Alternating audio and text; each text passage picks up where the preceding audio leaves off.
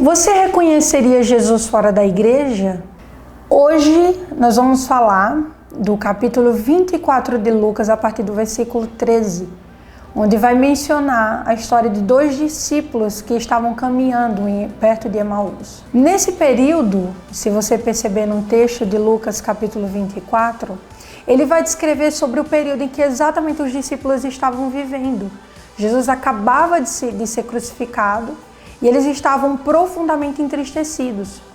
Mas aí eles foram pegos de surpresa porque no meio desse caminho, enquanto eles conversavam, eles foram surpreendidos pelo próprio Jesus.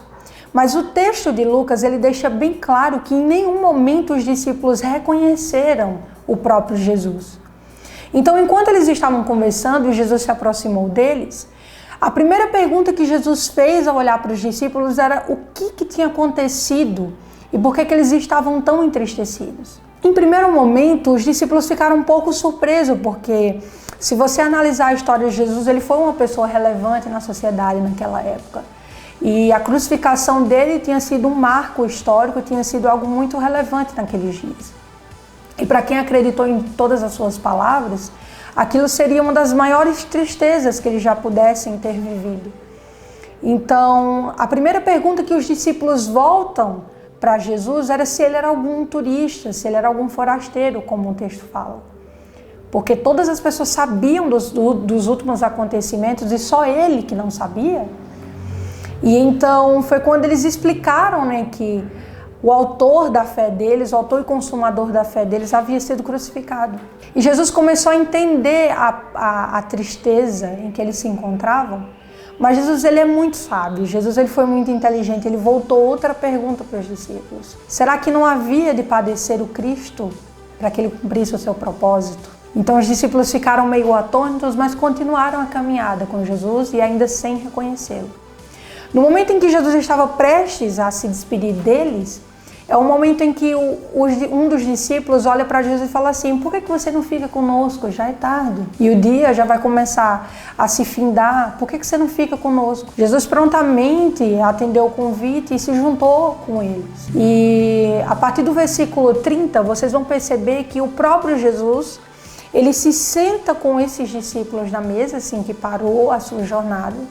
E os discípulos se debruçaram na mesa com aparência de cansados, aparência de tristeza. E no momento, enquanto eles ainda conversavam sobre isso, em nenhum momento eles reconheceram Jesus. Até o momento em que na mesa onde eles estavam, Jesus pegou o pão e o partiu. E o próprio texto, se você perceber, a partir do versículo 32, você vai ver que os discípulos ficaram assim, surpresos, porque de fato as escamas dos olhos foi como se tivesse caído. E nesse momento foi quando os discípulos conseguiram reconhecer o próprio Jesus ali, vivo.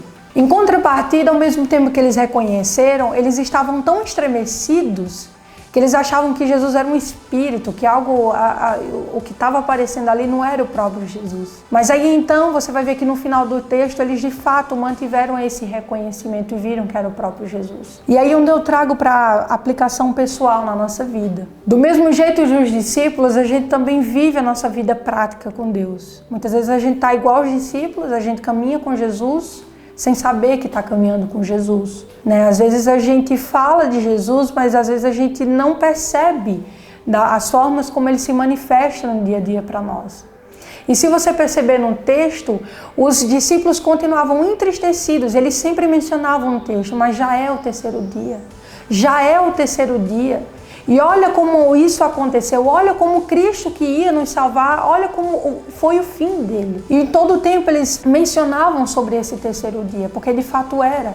E é de fato o dia em que Jesus ressuscitou. Mas aplicando para a nossa vida, muitas vezes o nosso relacionamento com Deus espera mais pelos terceiros dias do que pelo próprio Jesus, sabe?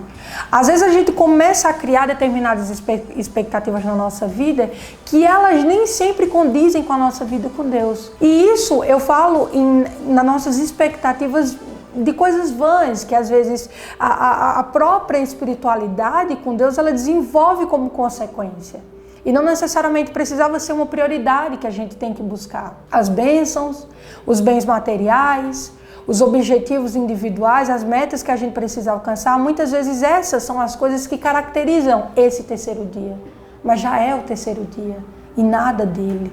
Já é o terceiro dia e nada dele. E você vai vendo que assim como os discípulos falaram, não, fica com a gente, não vai agora, já está tarde, você não vai querer peregrinar mais um tempo, fica conosco. Jesus se depara um tempo com eles, vai até a mesa com eles para partilhar daquele momento. E no momento em que Jesus se assentou à mesa com eles, foi o momento em que os discípulos o reconheceram, no partir do pão. Eu entendo que nos nossos dias, se a gente perceber, você não convida uma pessoa que você não gosta, ou que você não tem uma certa intimidade, você não convida uma pessoa que você não conhece para sentar na sua mesa. A nossa cultura, a mesa é um lugar de muita comunhão, é um lugar onde você divide muitas coisas suas, né? O partir do pão, ele representa isso, essa comunhão, estar sempre ali com quem você partilha nas mesas, as mesas. E em nossos dias não é diferente, a igreja, ela é essa mesa, ela é essa comunhão, é lá onde nós começamos a viver de forma pública com outras pessoas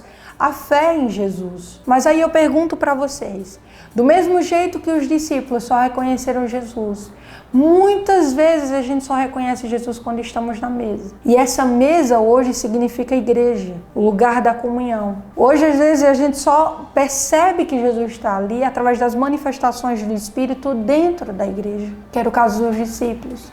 E muitas vezes, no próprio caminho de Emaús, fora dessa comunhão na mesa, eles não reconheceram.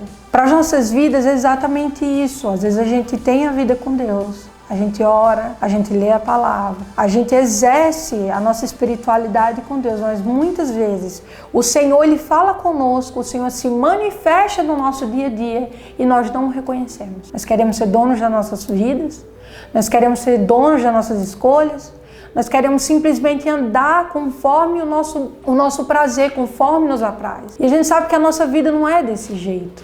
Nós que entendemos o propósito de Jesus, entendemos que toda a nossa vida ela é regrada por um propósito. Qual é o seu propósito fora da igreja? Dentro da igreja é glorificar o Senhor, isso é o de todos nós. Adorarmos aquele a quem nos criou, elevar os mais altos louvores, elevar as mais altas orações ao Senhor. Mas qual que é o nosso propósito fora da igreja?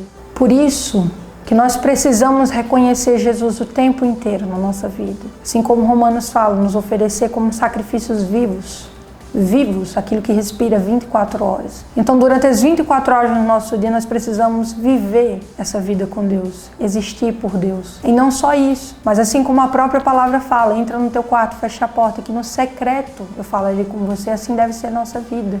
Não só manter um relacionamento com Deus na igreja, através dos serviços que nós fazemos pela igreja, não só por isso, mas seja e exerça o propósito de Deus no trabalho onde você se encontra, na roda de amigos onde você se reúne, em todos os lugares em que você puder alcançar, seja um filho de Deus, porque a criação ela espera isso, a manifestação dos filhos. Então não reconheça Jesus só dentro da igreja. A própria palavra fala, lembra-te do teu Criador nos dias da tua mocidade. Mas como é que a gente vai lembrar de algo que a gente não conhece? Então, de fato, nós precisamos viver intensamente com Deus, entender o que Ele quer para nossas vidas, e não só dos serviços, mas do relacionamento. Essa é a palavra de hoje. Fique de olho nas nossas redes sociais.